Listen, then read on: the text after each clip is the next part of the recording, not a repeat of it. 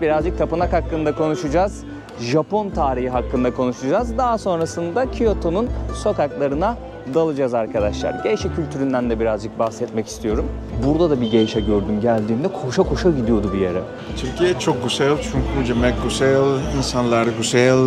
Merdivenin hem sağ hem sol tarafında iki tane tilki var. Kitsune diyorlar. Bir hamur işi sanırım, yanlış bilmiyorsam. İçerisinde ahtapot var. Urfa, Antep, Mardin, Trabzon. Sabah ben bir tane ablayla karşılaştım. Geisha gibi giyinmişti ama geisha değildi. Dakik, gerçekten dakik bunlar ya. İnerken parayı buradaki makinenin içine atacağım. Bozuk para ya da kağıt para. Bu şogunluğun yönetimiyle Japonya'da uzun süreli bir barış ve istikrar dönemi yaşanıyor. Tori kapısının içinden geçtiğiniz zaman, şu an benim yaptığım gibi, dünyadan kutsal aleme adım atmış oluyormuşsunuz.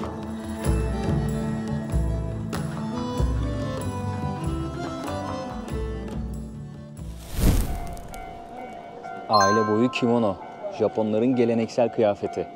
Bu erkeklerin giydiği kimono, kadınların giydiği kimono, burada da çocukların giydiği kimono var. Gördüğünüz üzere erkekler ceket giyiyor, kadınlarda ve çocuklarda ceket yok. Gerçi erkek çocukları da ceket giyiyor gördüğüm kadarıyla. Bu belindeki kemerlere obi diyorlar arkadaşlar. Kimono ana kıyafetin ismi. Bazı dükkanlar var.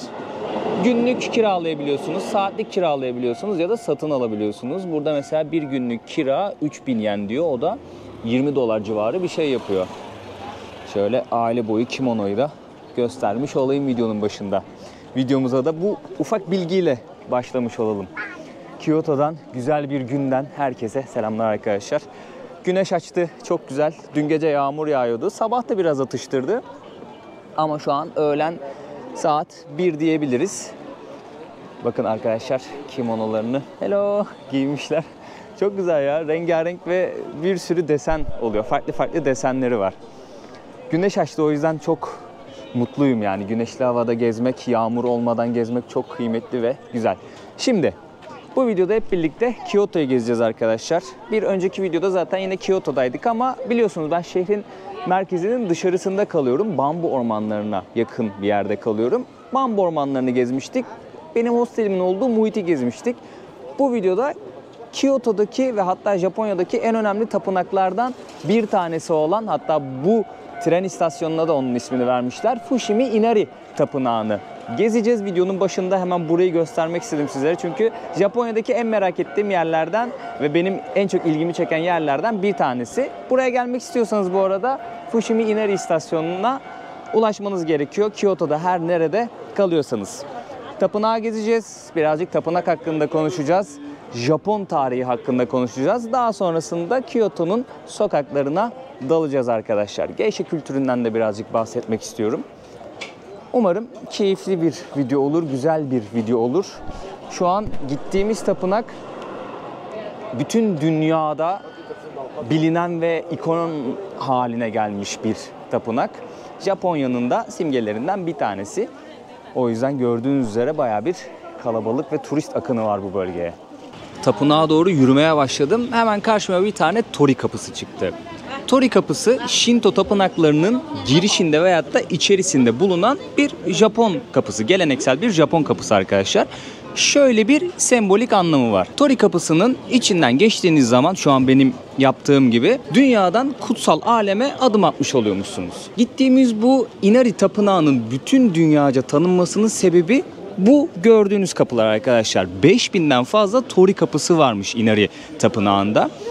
Inari Dağı var, hemen karşı tarafta bir yerde kalıyor. O dağa kadar gidiyormuş bu kapılar ve bağış usulüyle yapılıyormuş. Şöyle, ben mesela bağış yapmak istiyorum. Diyorum ki bir Tori kapısı inşa edin benim adıma. Tori kapısının üzerine bağışçının ismi ve inşa edilen yıl yazıyormuş bilgi olarak. 5000'den fazla Tori kapısı.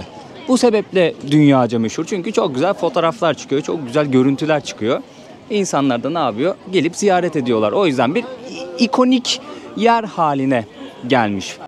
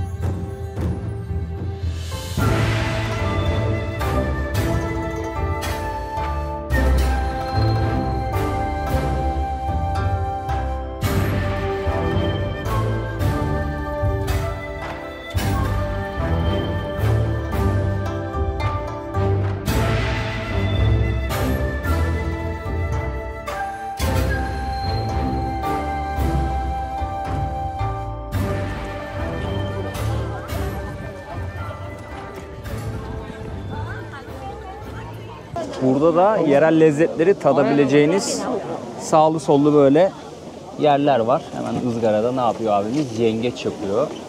Sağ tarafta et kokusu alıyorum. Aynen burada böyle cızbız et yapıyorlar. Japon yemekleri güzel ya. Ben sevdim açıkçası. Gayet lezzetli yemekleri var. Bence buraya gelirseniz yeme içme konusunda çekingen davranmayın. Deneyin yani. Hoşunuza gidecektir. Ağız tadınıza uygun yiyecekler bulacaksınızdır. Burada mantılar var. Hello. Burada da farklı bir şey var. Şöyle bakalım. Güzel şeyler yapıyorlar. Bayağı bir kalabalık burası. Çünkü insanlar alıyor. Buradan itibaren yiyecekle geçemiyorsunuz. Şimdi buradan itibaren tapınağa gireceğiz. İnsanlar ne yapıyorlar? Burada yiyip içiyorlar. Şimdi burası Japonya'nın en önemli Shinto tapınaklarından bir tanesi. Tanrı Inari Okami'ye adanmış bir tapınak. Tanrı Inari de pirinç tanrısı arkadaşlar. Daha sonrasında refah, tarım, iş hayatı ve başarıyla da ilişkilendirmişler Tanrı Inari'yi. 700'lü yılların başında inşa edilmiş bu tapınak bu arada. Tanrı Inari'ye ilk olarak tarım toplumları ibadet etmiş, bereket getirsin diye. Daha sonrasında iş adamları ve tüccarlar tarafından da kutsal sayılmış bu tanrı. Günümüzde hala Tanrı Inari'ye ibadet eden insanlar vardır diye düşünüyorum. Japonya'da birçok Shinto tapınağı var. Bunlardan bazıları oldukça önemli bir yere sahip. Meiji Tapınağı'nı ziyaret etmiştik mesela Tokyo'da. O da önemli bir Shinto tapınağı. Burası da öyle. Şimdi burada bir harita var. Nereye gitmek istiyorsanız buradan bakarak yolunuzu bulabilirsiniz. Biz sanırım şuradan girdik. Bakın Tori kapıları görüyorsunuz değil mi? Böyle nereye kadar gidiyor? Ta en tepeye kadar gidiyor. Aa yok ya, you are here diyor. Biz buradaymışız. Şuradan girdik biz. Ben şu kapıdan geçtik zannettim.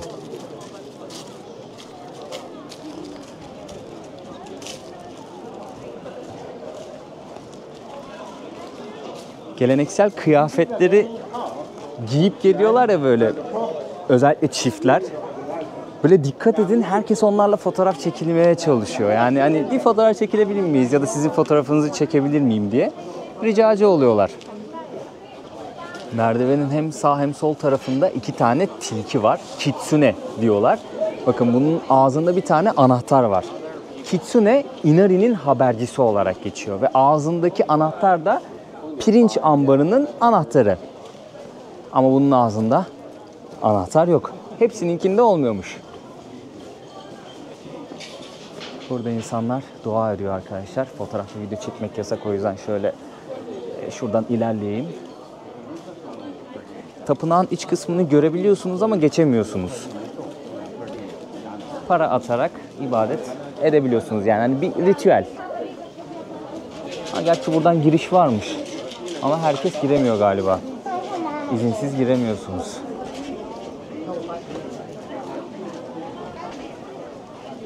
Bir başka Tori kapısı ve önündeki kitsuneler yani tilkiler.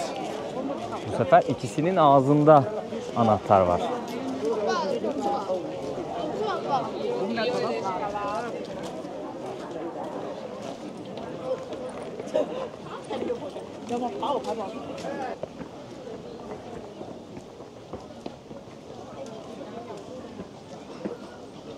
Fotoğraflardaki o meşhur yere geldik sanırım.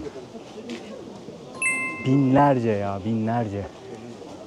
5000'den fazla Tori kapısı. Buradan başlıyorsunuz yürümeye. Birkaç kilometre boyunca uzanıyor bu kapılar. Tabii şu an sakura sezonu olduğu için bayağı bir kalabalık var gördüğünüz üzere.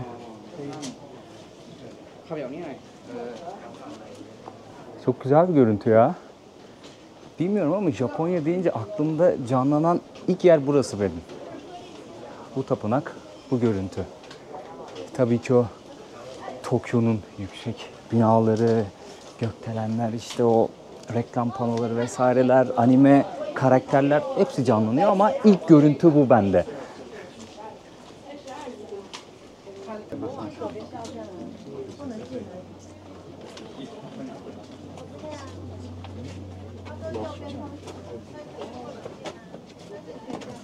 kalabalığa bakar mısınız ya?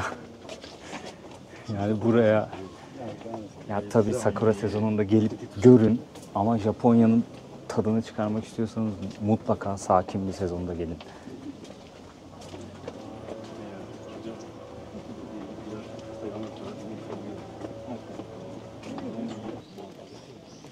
Bu kapıları takip ede daha doğru gidiyoruz şimdi. Tahmin ettiğimden çok daha güzel bir yermiş ama. Ormanın içine daldık bir de. Bayağı güzel bir yermiş.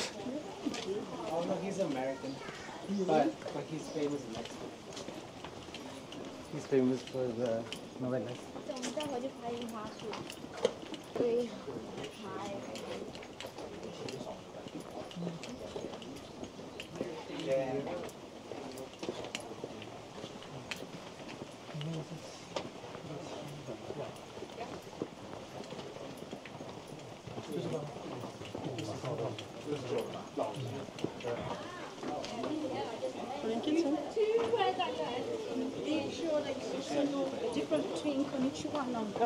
Burada da yine dileklerde bulunabileceğiniz alanlar var, ufak tapınakçıklar var.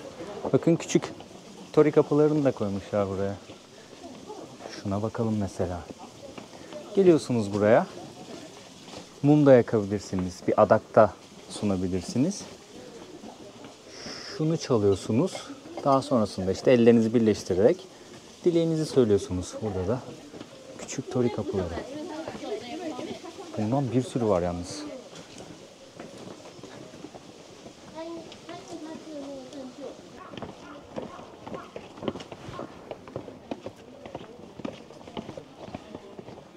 Bugün de trekking yapmadık demeyiz ha. İnceden bir dağa çıkıyoruz yine. Kyoto.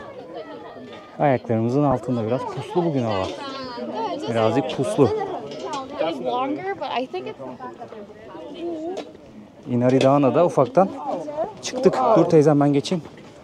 Çok kalabalık yaratmayayım orada. Buranın girişi ücretsiz arkadaşlar. Öyle bilet falan almanıza gerek yok. Gönlünüzce ziyaret edebiliyorsunuz ve sürekli açık. 7/24 açık diye biliyorum. Hızımı alamadım, böyle aşağı doğru devam ediyorum. Meğerse gelmişiz. Burası da sanırım son. Tori kapının adını unuttum lan yukarı çıkana kadar. Inari Dağı'na geldik. Yani en tepe noktası burasıymış haritanın söylediğine göre. Buraya geliyorlar işte insanlar. Dilek diliyorlar. Mum yakıyorlar. Dua ediyorlar. Tanrılarından istekte bulunuyorlar. O kadar hızlı yürümeye başladım ki birden şey yaptım böyle. Kaçırıyordum az kalsın burayı. Geçtim gittim. Çok fazla yerde böyle fotoğraf falan çekiliyor insanlar. Bir de bekletiyor seni böyle. Abi niye bekletiyorsun beni? Bırak gideyim ya, kalabalık zaten binlerce kişi var. Senin fotoğrafını mı bekleyeceğiz biz? Bırak ben de çıkayım kadrajda, ne olacak yani? Burada herkesi beklediğinizi düşünsenize. Oho.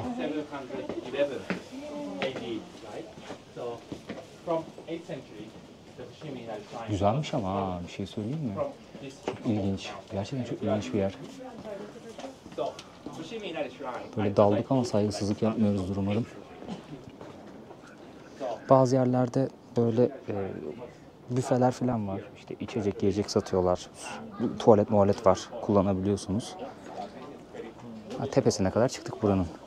Beğendim yalnız burayı, çok beğendim ya. Gerçekten hakikaten böyle Japonya deyince aklıma ilk burası geliyordu. Neden geldiğini şu an çok daha net bir şekilde. Abla dua etmedi. Para attı, dua etmedi.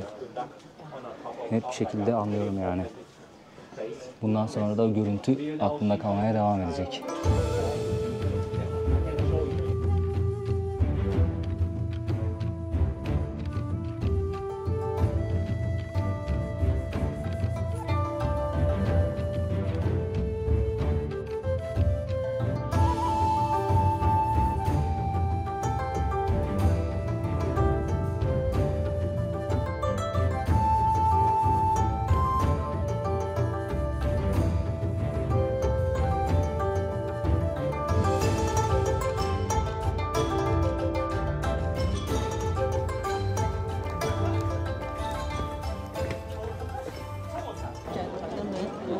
Tapınağın ana girişi burası sanırım arkadaşlar. Buradan böyle geliyorsunuz. Şuradan içeri giriyorsunuz. Geri kalan kısmı zaten hep beraber gezdik. Biz nereden geldik? Sol taraftan geldik biz. Buradan geldik, yukarı çıktık. Burayı kaçırmışız. Arkadaşlar Japonya'daki meşhur lezzet takoyaki'yi denemeye geldik. Bir hamur işi sanırım, yanlış bilmiyorsam. İçerisinde ahtapot var. Şöyle kendime sipariş verdim. Telefonda bir yandan şarj ediyorum. Şarjım bitmek üzere. Bir deneyelim bakalım. Diğer masalarda telefonu şarj edebileceğim bir yer yoktu. O yüzden arkadaş sağ olsun burayı gösterdi bana. Oo, bayağı sıcakmış lan. Şöyle alalım takoyakimizi. Bayağı beğendim ama çok sıcak ya. Çok sıcak. Şöyle ikiye bölelim de soğusun. Bayağı sıcak ama lezzetli. Bayağı lezzetli. Yani tahmin ettiğimden çok daha lezzetli çıktı arkadaşlar. Deniz ürünlü hamur işlerini de güzel yapıyorlar. Böyle bazı soslarla da harmanlıyorlar. Ben beğendim ya. Genel olarak Japon yemekleri tahmin ettiğimden lezzetli çıktı. Güzel lezzetler yakalayabiliyorsunuz gerçekten. Tabii hoşunuza gitmeyen şeyler de mutlaka oluyor. Fiyatını da şöyle göstereyim.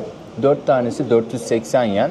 Yani yaklaşık 3-3,5 dolar arası. 6 tanesi 690 yen. O da ne kadar yapıyor işte? 4 dolardan biraz fazla. 8 tanesi de 880 yen. 5 dolardan biraz fazla.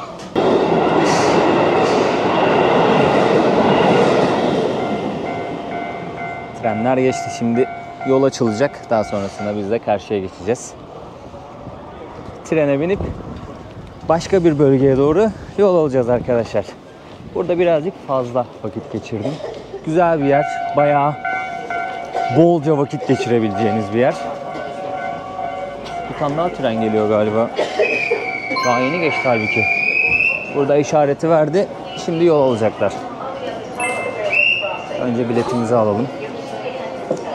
Size bilet alma sürecini de göstereyim. Şimdi İngilizce seçeneğini seçiyoruz. Bir tane ticket diyoruz. One way diyoruz. Nereye gideceğiz hemen burada yazıyor. Duraklar böyle görebiliyorsunuz. Gideceğiniz durağın adını buluyorsunuz. Karşısında kaç para olduğu burada neden yazmıyor? Ha şuradaki ya. Aynen yazıyor. Biz nereye gideceğiz? Gyeongshio. 220 atacağım ben. Şöyle 220 seçelim.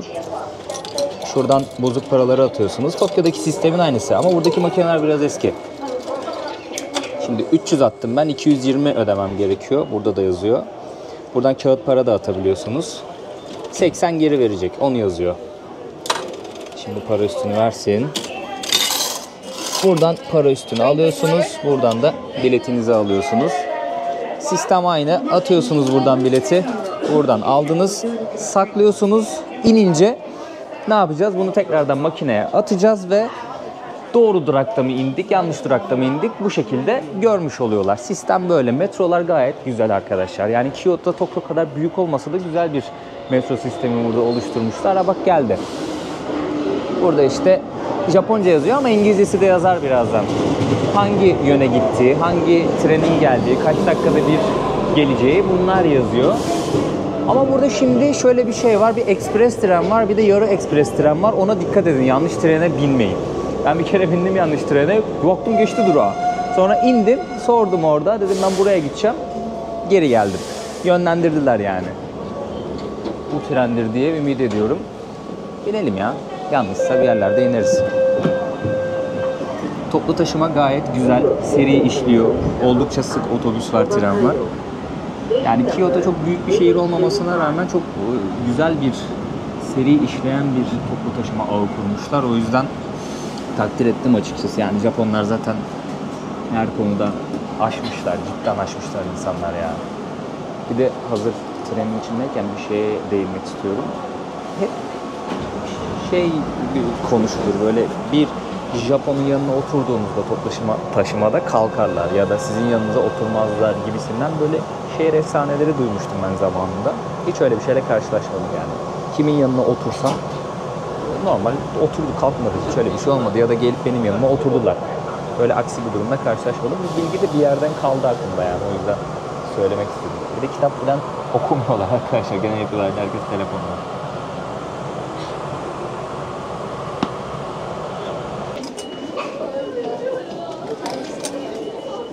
Tamamdır. Doğru gelmişiz. Orada öyle yeşil oku gördünüz mü? Thank you yazısını gördünüz mü? Doğru geldiğimizin kanıtıdır.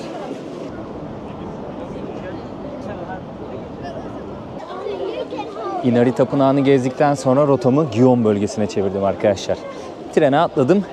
Gion bölgesine geldim. Şimdi Gion'un sokaklarını gezebiliriz hep birlikte. Peki buraya neden geldim, hemen onu açıklamak istiyorum sizlere. Biliyorsunuz Japonya dendiği zaman akla gelen şeylerden bir tanesi geishalar oluyor. Peki nedir geisha? Bunu anlatacağım sizlere bu bölgede. Bir de ara sokaklarında falan gezeceğiz. Geisha görme ihtimalimiz varmış. Yani düşük bir ihtimal de olsa görme ihtimalimiz varmış. Gei ve sha iki ayrı kelime diyeceğim. Gei sanat demek, sha da kişi demek. Geisha birleşince sanat icra eden kişi, sanat insanı olarak anlam kazanıyormuş. Japonya'nın eski geleneksel kültürlerinden bir tanesi. Halen Japonya'nın belli başlı yerlerinde, özellikle Kyoto'da ve özellikle şu an bulunduğumuz Gion bölgesinde devam ediyor. Devam ettiriliyor bu kültür arkadaşlar. O görüntüyü biliyorsunuzdur. Böyle geleneksel kıyafeti giymiş Japon kadınları, kimono giymişler ve yüzleri bembeyaz bir maske. Saçlarını farklı bir şekilde, hatta şurada göstereceğim, farklı bir şekilde toplamışlar. Birkaç böyle değişik tokaları var. Bu kadınlara geisha deniyor ve sanat icra ediyorlar. Geleneksel sanatı icra ediyorlar arkadaşlar. Mesela burada bir tane ablamızın fotoğrafı var, göstermek istiyorum. Makyajı ne kadar farklı görüyorsunuz değil mi? Birazcık parlıyor ama bembeyaz gözüküyor ve boynunu, ellerini de bembeyaz bir şekilde pudralıyorlar büyük ihtimalle. Keskin renklerde rujlar sürüyorlar. Saçlarının tasarımı farklı, tokaları farklı. Kıyafet zaten bahsetmiştim, kimono. Ve sırtlarında şöyle bir şey var. Bunun sebebini bilmiyorum. Burada da mesela bir tane afiş var. Büyük ihtimalle bir programın afişi. Ne diyor? First Class Seat and Ceremony. Çay seremonisi. Çay seremonisi. Eğer diyor ilk klasmanda bir koltuk istiyorsanız diyor, çay seremonisiyle birlikte 7.000 yen. Burada yine çay seremonisi olmadan ilk yerde oturacaksanız, koltuklarda, ön koltuklarda oturacaksanız 6.000 yen. İkinci klasman diyor 4.000 yen. Bu da diyor 2.000 yen ama bu ne onu bilmiyorum. Bir seremoni gerçekleştiriyorlar. Katılmak istiyorsanız fiyatlar bu şekilde. Sabah ben bir tane ablayla karşılaştım. Geisha gibi giyinmişti ama geisha değildi. Nereden anladım? Çünkü burada da bir geisha gördüm geldiğimde, koşa koşa gidiyordu bir yere. Ya yetişemiyorsunuz, yani yetişirsiniz isteseniz de kaçıyorlar yani. Çok böyle göz teması kurmuyor, konuşmuyor, kaçıyorlar sizden. Ancak çay seremonilerinde kendileriyle tanışıyorsunuz. Çünkü geishalar belirli başlı konularda ustalaşmış kişiler. Sanat icra ediyorlar ya, ustalaşmış kişiler. Mesela müzik, dans, gösteriler, çay seremonisi. Şöyle göstereyim. Mesela bu da bir gösterinin afişi. Yani kıyafetleri, makyajları oldukça farklı. O yüzden insan bir merak ediyor, etmiyor değil. Yani o ablayı bir yaptım. Bir iki sokak böyle peşinden bir gideyim dedim. Şöyle bir fotoğrafını çekeyim, videosunu çekeyim ya da bir konuşmaya çalışayım ama yok, abla Vın Turizm. Roadrunner gibi kaçtı yani. Böyle sabah bir ablayla merkezde karşılaştık. Önce geisha zannettim. Sonra gidince anladım yanına ki geisha değil. Bir şeyin tanıtımını yapıyorlar. İki ablamız geisha gibi giyinmiş. Bir tane de abimiz vardı. O da kimonosunu giyinmiş. İşte yapıyor, müzik yapıyorlar. Afiş dağıtıyorlar filan. Rica ettim hani video çekip konuşabilir miyiz diye. Videoyu kabul etmedi. Sonra dedi fotoğraf çekilebilir miyiz? Tabii ki dedi. Fotoğraf çekildik. Hatta şöyle göstermek istiyorum sizlere fotoğrafı ki hiç gerek yok. Ekrana koydum. O ablayla fotoğraf çekildim. Yani çok nazikler, kibarlar buradaki insanlar. Ama tabii herkes videoya hoş yanaşmıyor. Kabul edecek şekilde yanaşmıyor. Ben de çok rahatsız etmek istemiyorum insanları. Geisha kültürü böyle. Daha çok derin detaylar var. Onlardan da ufak bahsetmek istiyorum. Şu karşıda güzel bir yer gördüm. Oraya doğru yürürken bahsedeyim. Şimdi 1600'lere kadar gidiyor bu geishaların tarihi. İnternette yazan bilgiye göre ilk geisha erkekmiş. Yani ben internette birazcık araştırırken hani kadın sanatçılara, geleneksel kadın sanatçılara geisha denir diye okudum hep ama ilk geisha erkekmiş. 18. yüzyıldan sonra bu kültür biraz daha baskın hale geliyor. Şimdi Edo dönemi var. Videonun sonuna doğru Japonya tarihi hakkında birazcık konuşacağız arkadaşlar. Detaylı da olsa biraz bahsetmek istiyorum. Bu geishaların altın çağı olarak geçiyor Edo dönemi. Edo da Tokyo'nun eski ismi. Ama Meiji dönemi gelindiğinde biliyorsunuz Meiji dönemi Tokyo'da bahsetmiştim, modernleşme dönemi. Ne yapıyor? Artık diyor ki hani eski kültürler diyor birazcık şey olsun, değişsin, kalksın. Mesela samuray kültürü, geisha kültürü, bunlar biraz daha artık böyle sönme ve bitme dönemine geliyor Meiji döneminde. Çünkü modernleşme dönemi, batılılaşma dönemi. Burası da bayağı güzelmiş bu arada. Ay ne güzelmiş ya bura. Kameramı her yere sokuyorum abi hiç. Hiç. Onu bekle. Kimsenin kadrajına dalmadan her yerden geçerim. Çok tatlı bir yere geldik ya. Dediğim gibi Meiji dönemi, modernleşme dönemi, modern Japonya'nın yaratılmaya, sanayileşmenin gelişmeye başladığı dönem.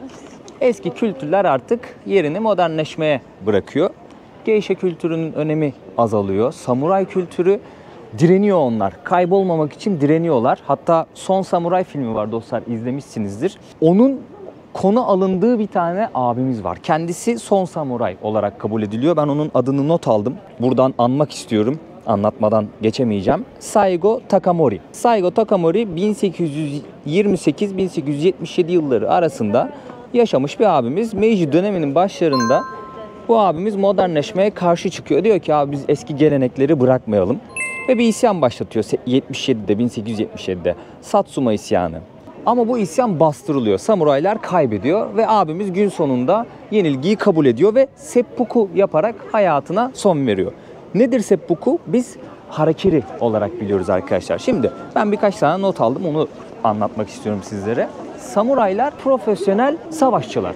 Yani biz çok isimlerini duyduk. O kılıçlarını filan çekişleri, filmlere konu oluşları, samurayları hepimiz biliyoruz yani.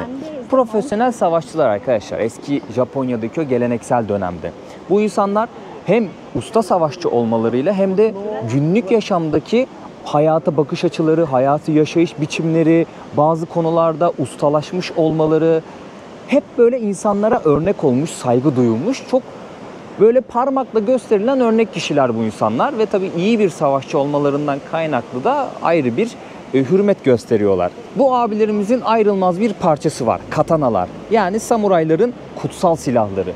Şöyle bir şey not almışım katana ile ilgili. Bir savaşçının aracı değil, ruhlarının bir uzantısı olarak kabul edilirmiş o dönemde. Yani eğer bir samuraysan katanan senin ruhunun bir parçası, senin savaşta kullandığın bir araç değil, senin bir parçan o. O yüzden katanalar oldukça önemli samuraylar için. Bizim harakiri olarak bildiğimiz seppuku'da savaşı kaybediyor, bir şey oluyor. Bu insanlar için onuru her şeyden önce geliyor. Ne yapıyor? İntihar ediyor. Seppuku, harakiri. Ufaktan notlarımı da sizlerle böyle paylaşmış olayım. Yani samurayları anlatmadan da geçmek istemedim. Geishalardan da bahsettim. Atladığım bir şey mutlaka vardır. Yani çok detaylı konular bunlar. Onlar da işte geleneksel yöntemleri sürdüren kadın sanatçılar. Geishaların kültürü hala devam ediyor ama samuraylar, bu abimiz Son Samuray olarak anılıyor. Hatta Son Samuray filmi de kendisinden esinlenerek yapılmış bir film. Tom Cruise oynuyordu galiba.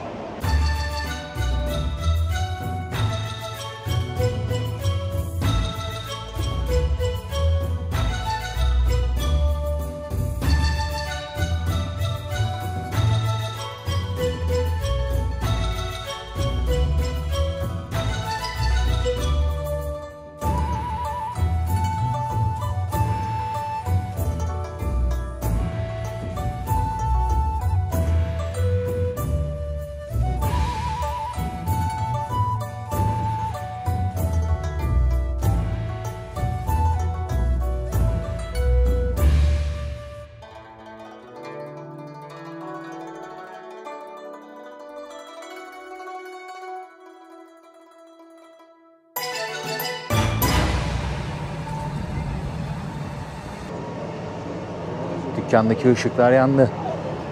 Burası güzel bir restorana benziyor diyecektim. Görüntüye bak ya. Yemeği kaçırıyor. Burada abimiz hemen gözümüzün önünde ne yapıyor? Hazırlıyor. Burada Geisha ablamız. Maketini görebildik bir tek. Mahalle mahalle gezdim ama yok.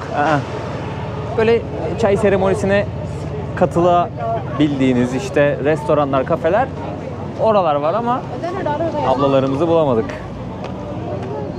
Bir tane teyze fotoğraf çekiyordum. Teyze gördü. Gel dedi. Gittim yanına. Aldı telefonu, geç dedi. Fotoğrafımı çekti. Dedim beraber de çekilelim. Çok tatlıydı ya. Yok yok diyor, ben çekilmeyeyim diyor. Sevimli ya buranın insanları. Saygılılar gerçekten ama birazcık kapalı gibi hissettim. Yani böyle tamam sizle konuşuyorlar, yardım etmeye çalışıyorlar ama hani çok da böyle şeyi kurmuyor, bağ kurmuyor. Ne? O ne diyor lan? Çok farklı konulara girmiş onlar. Arkadaşlar bir tane sokak buldum şimdi. Geisha'ların çalıştığı yerler asıl buradaymış. Bir şey öğrendim. Burada geisha'ların isimleri yazıyormuş. Bu çay evinde çalışan geisha'lar bunlar. İsimlerinden anlayabiliyormuşsunuz ama genellikle takma isim kullanıyorlarmış Kyoto'da. Şimdi bu sokak bayağı meşhur. Burada bir sürü restoran var, kafe var, çay evi var. Buralarda asıl çalışıyorlarmış geisha'lar. İnsanların çok dikkatini çektikleri için hep böyle taksiyle restoranların, kafelerin, çay evlerinin önüne kadar geliyorlarmış. Hemen koşa koşa içeri giriyorlarmış. Çünkü çok gerçekten dikkat çekiyorlar. Geisha'ların yanında yetiştirdikleri biri oluyormuş. Genç, ergen diyebiliriz. Onlara Maiko deniyormuş arkadaşlar. Geisha'lar da Geiko olarak adlandırılıyormuş. Yani bu sokağı iyi ki buldum. Bazı sokaklar, mesela sol tarafta bir tane sokak var. Orayı çekemiyorum ama şunu çekebilirim.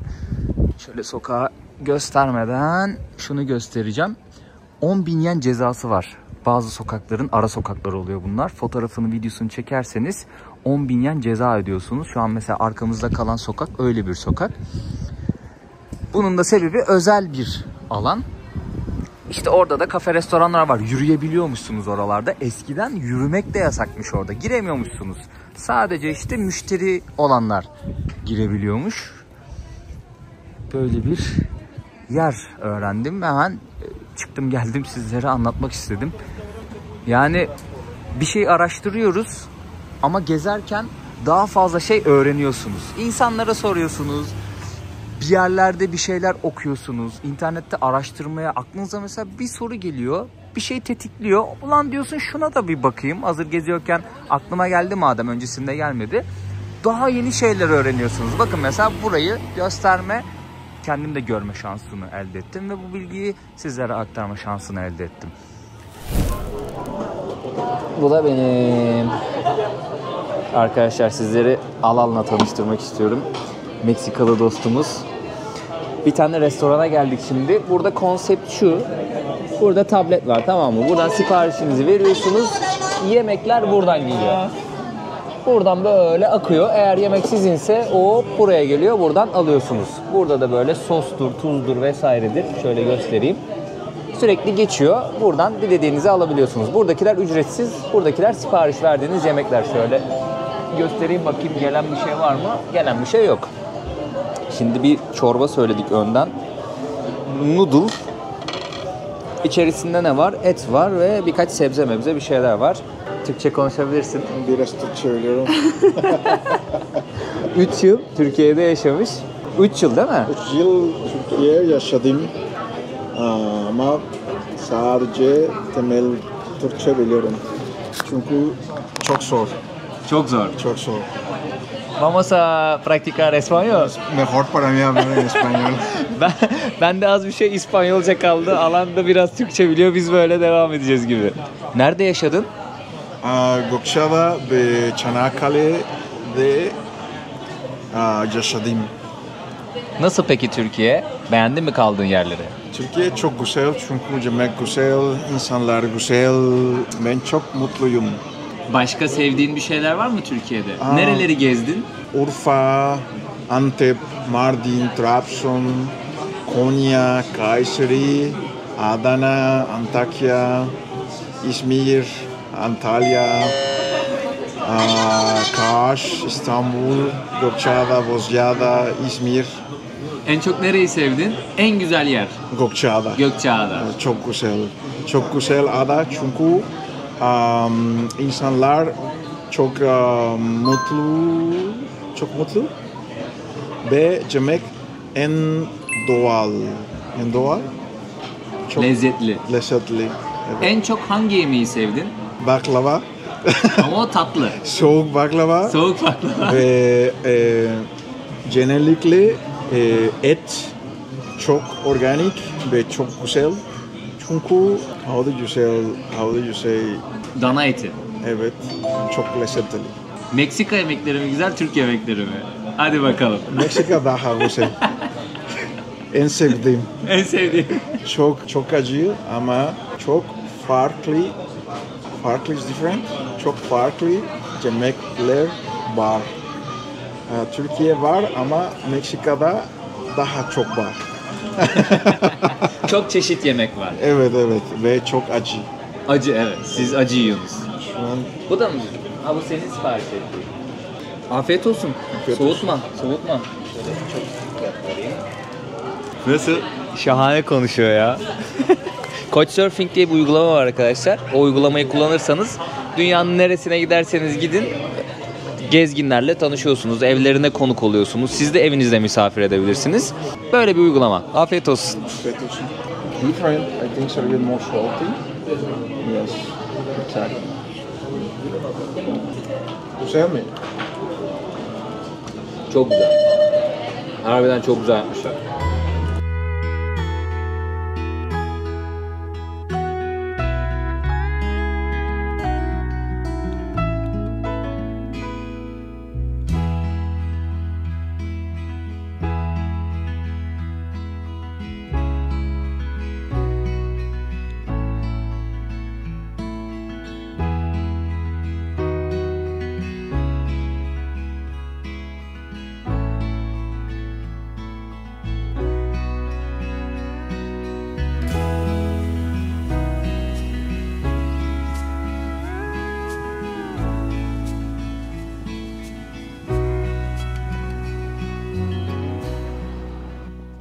Şahane bir güne uyandık yine Kyoto'da.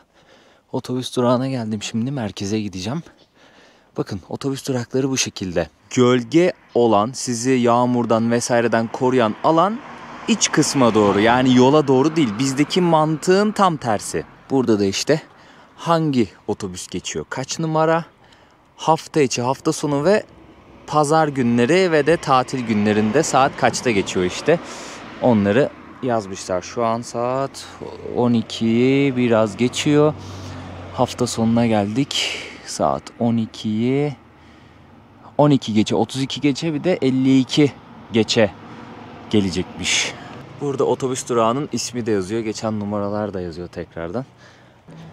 Tam dakik. Dakik, gerçekten dakik bunlar ya. 32 geçe geldi harbiden. Konnichiwa. Çantamızı buraya koyalım. Şimdi arkadaşlar bakın, inerken parayı buradaki makinenin içine atacağım. Bozuk para ya da kağıt para. Eğer kartınız varsa kartla okutabiliyorsunuz. Orta kapıdan bindiniz, dilediğiniz yere oturun. Burası yaşlılar için, hamileler için, işte hasta insanlar için, çocuğu olanlar için ayrılmış. Engelli bireyler için de koltuklar var. Ben ne yapıyorum? Şöyle arkaya doğru geçeyim ya. Otobüsü izleye gidelim.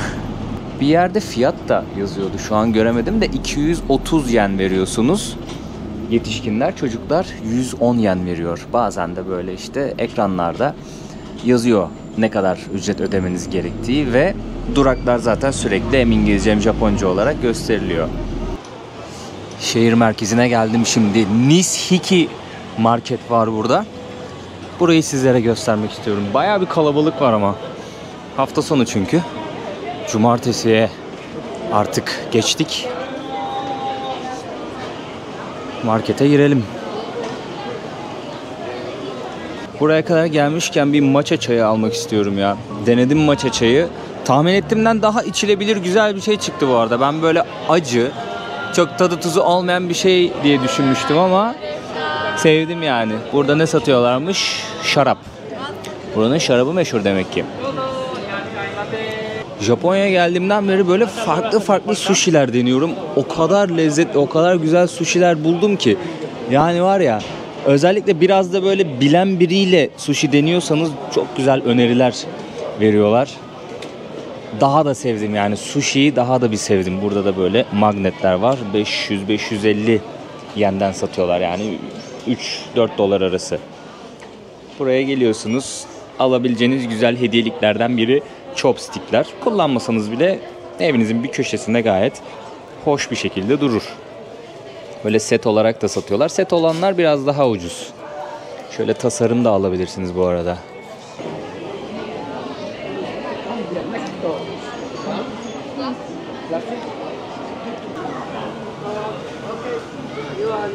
Bu abla yoldan geçenleri uyarıyor. Bunun sebebi de yürürken yemek yiyemiyorsunuz arkadaşlar.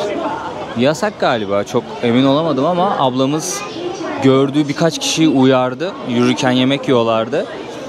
İngilizce de yok ablada, yabancı dil yok.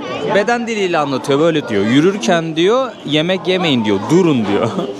Beden diliyle anlatıyor, çok tatlıydı ya.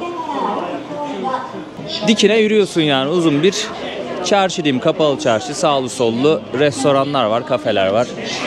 Alışveriş yapabileceğiniz hediyelik eşya dükkanları var. İşte bitki çayları satan, çerez merez satan yerler var.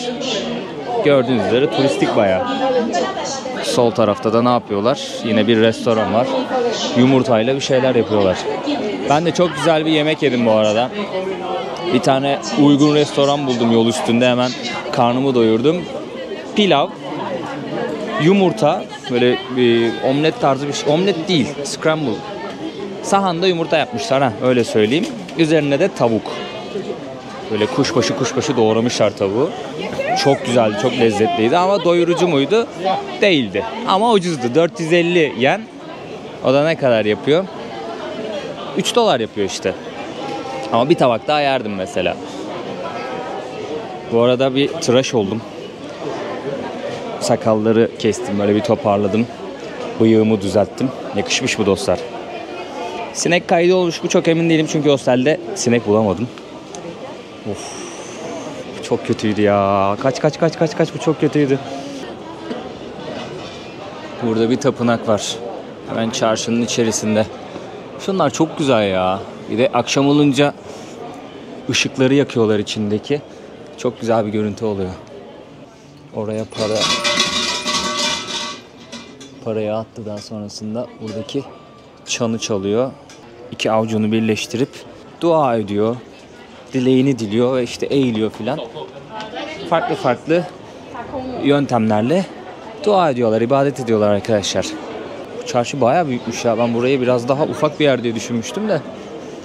Aa bak, telefon kılıfları güzelmiş. Bayağı güzelmiş telefon kılıfları. Buradan paramızı atıyoruz. Bozukluk verecek şimdi bize. Bozukluklarımızı aldık. Neden aldım? Çünkü burada Star Wars karakterleri var. Buraya atıyorsunuz parayı, tamam mı? Mesela 100'lük atabiliyorsunuz bir tek. 5 tane gerekiyormuş. Attım hemen 1. Şöyle 5. Daha sonrasında bunu şöyle çeviriyorsunuz. Çevir. Ne yaptı? Bir tane şimdi oyuncak düştü. Artık şansımıza hangi Star Wars karakteri çıkarsa, ki ben Darth Vader'ı çok seviyorum. En sevdiğim karakterlerden bir tanesi. Umarım o çıkar.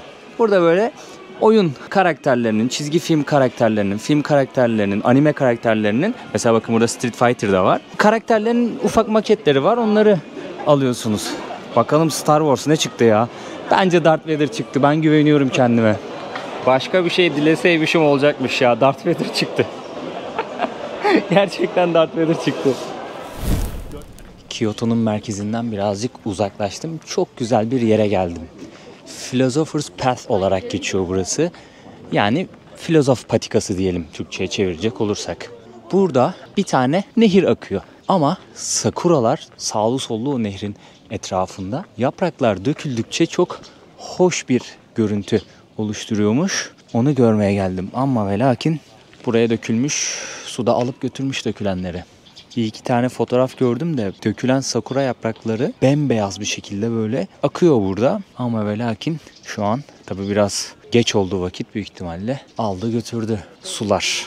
Baksanıza ara ara dökülüyor sakuralar. Yine de çok tatlı bir yer ya.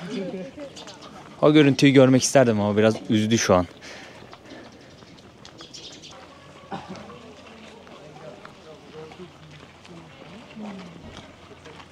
Evet arkadaşlar, artık Japonya tarihi hakkında birazcık konuşmaya başlayabiliriz. Çok köklü bir tarihe sahip Japonya.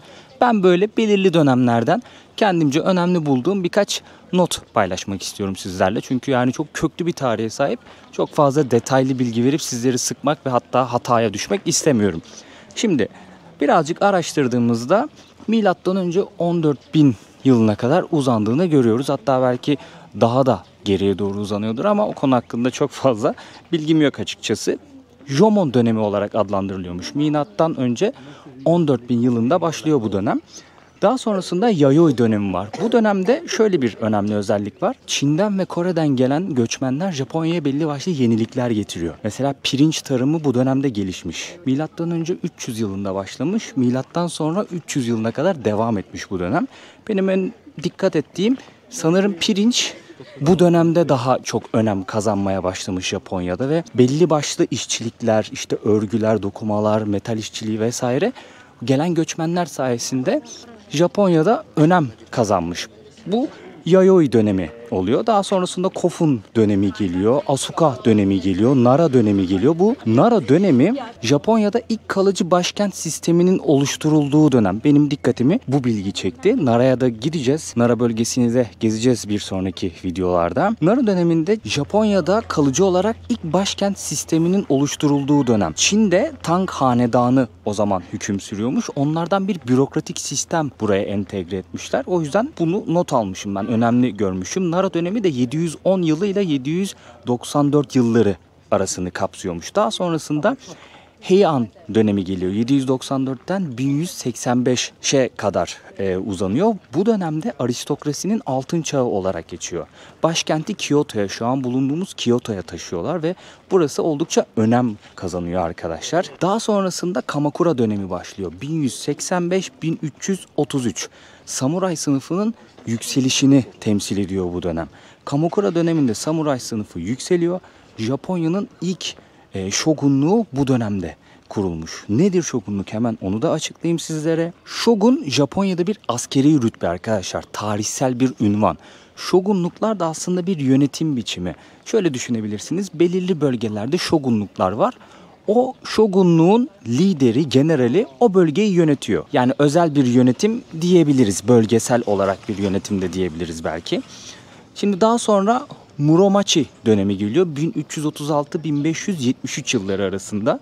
Bu dönemde bazı şogunluklar arasında iç savaşlar çıkmış arkadaşlar. Siyasi olarak parçalanmalar gerçekleşmiş. Daha sonraki dönemde Azuchi Momoyama döneminde 1573-1603 yılları arasını kapsıyor. Bu siyasi birliktelik sağlanmış ve bu dönem şöyle önemli. Batılılarla ilk defa temas kuruyorlar. Japonya çok uzun yıllar boyunca hep kendi içerisinde kapalı kalmış bir toplum. Bunun sebebi de sömürge olmaktan korkuyorlar. İşte geleneklerini kaybetmekten korkuyorlar. Yani dış ülkelerle temas kurdukları zaman, batılılarla temas kurdukları zaman ya bunlar bizi bir katakulleye getirir, limanlarımızı ele geçirir, topraklarımızı ele geçirir, bizi sömürge haline getirir. Böyle bir düşünce var. O yüzden kapalı kalmışlar. Daha sonrasında Edo dönemi geliyor. 1603-1868. Şimdi Edo Tokyo'nun eski ismi arkadaşlar. Burada Tokugawa şogunluğu varmış. Bu şogunluğun yönetimiyle Japonya'da uzun süreli bir barış ve istikrar dönemi yaşanıyor. Ülke dışa kapalı bir politika izlemiş. Sadece sınırdaki bazı limanları ticarete açmış. Ticarete açtığı ülkeler de işte Hollandalılar, Çinliler filan, onlarla ticaret yapmışlar. Düşünün, Hollanda ta dünyanın diğer ucundan geliyor, Japonya ile ticaret yapıyor. Şimdi bir ara sınırları açıyorlar. Dış ülkelerle bağ kurmaya çalışıyorlar ama farklı bir dönem başlıyor, fark ediyorsunuz. Hemen kapatıyorlar tekrardan kendilerini. Yani çok değiller, hala bir güvensizlik var kendi içlerinde dış dünyaya karşı. Ve belki de bugünkü Japonya'nın inşa edilmesindeki en önemli dönem geliyor. Meiji dönemi arkadaşlar. Meiji dönemi dediğimiz zaman Japonya'daki modernleşme aklımıza gelsin. 1868-1912 yılları arasında Meiji dönemi başlıyor. Meiji restorasyonu diyorlar buna. Şogunluklar kaldırılıyor, bu özel yönetimler kaldırılıyor. İmparatorluk otoritesi tekrardan inşa ediliyor. Batıya açılıyor ülke. Yani diyor ki abi tamam, gelin biz ticaretimizi yapalım. Sizdeki iyi olan ne varsa alalım. Eğitim sistemi ya da başka bir şey, bizi geliştirecek olan ne varsa, sanayi, bunların hepsini diyor alalım sizden, gelişelim. Tamamen mantık bu. Modernleşme. Batıdaki iyi olan şeyleri, kendilerini geliştirecek olan şeyleri alıyorlar bu dönem. Eğitim, ordu, hukuk, sanayi, bütün sistemlerini batıdaki o modernizasyona göre yeniden yapılandırılıyorlar ve bugünkü Japonya'nın temelleri aslında o dönemde atılıyor diyebiliriz. Daha sonrasında işte farklı dönemler geliyor ta ki günümüze kadar. Bugün Reiwa dönemi yaşanıyormuş 2019'dan beri. Reiwa dönemi de İmparator Naruhito'nun tahta çıkmasıyla başlamış. Japonya'nın bugünkü sistemi aslında bir imparatorluk ama temsili mi, yoksa gerçekten imparatora böyle tam bağlılık var mı, onu gerçekten çok detaylı araştırmadım. Hiç kıvıramayacağım burada, yalan söylemeyeceğim sizlere. Bu bilgileri edindim. Böyle belli başlı dönemlere ayırmışlar internette. Önemli bulduğum noktaları sizlere böyle özetlemek istedim arkadaşlar. Kendinize iyi bakın arkadaşlar. Bir sonraki videoda görüşmek üzere diyeyim. Bu güzel görüntüde bitireyim, etrafımda sakuralar. Kyoto çok güzel şehirmiş. Yani keşke burada 1-2 günüm daha olsaydı ya. Gerçekten kalmak isterdim. Neyse, adios amigos diyorum. Kendinize çok iyi bakın.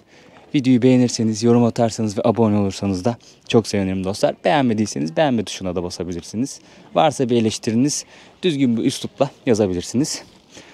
Görüşürüz. Dikkat edin kendinize.